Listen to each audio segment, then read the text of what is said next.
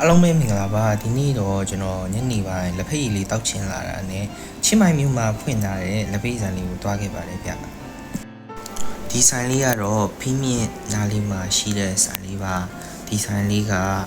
ဖင်းမြင့်ချာရွန်ပရာဒတ်73လမ်းမပေါ်မှာရှိပါတယ်ဗျဒီဆိုင်လေးရဲ့လိပ်စာကိုကျွန်တော်နောက်ကွန်မန့်မှာချထားပေးပါမယ်ဒါလေးကတော့သူတို့ရဲ့မီနူလေးပါမစ်တီကို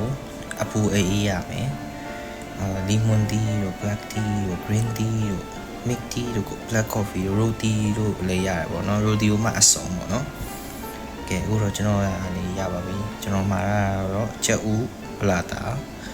ရဲလက်ဖက်ရည်အပူရယ်ပေါ့နော်ဒီလက်ဖက်ရည်ကတော့ကျွန်တော်အကြိုက်ဆုံးပါဒီဆိုင်လက်ဖက်ရည်မှာမလိုင်းနေရောပါတယ်ပေါ့နော်လက်ဖက်ရည်ကိုအချိုလဲလျှော့ခိုင်းလို့ရပါတယ်ဒီဆိုင်ရဲ့အကောင်းတဲ့တစ်ချက်ကတော့လက်ဖက်ရည်ကတော့မြန်မာအရသာနဲ့လုံးဝဆင်ပါတယ်ပြီးတော့မလိုင်းနေလည်းများတယ်ပေါ့နော်ပြီးတော့ဈေးနှုန်းကလည်းအသင့်တင်ပဲရှိရပေါ့နော်တစ်ခွက်ကိုမှ20ပဲကျတယ်ဗျကဲကုန်သွားပါပြီအားလုံးပဲတတနောက်ဗီဒီယိုမှာပြန်တွေ့ကြမယ်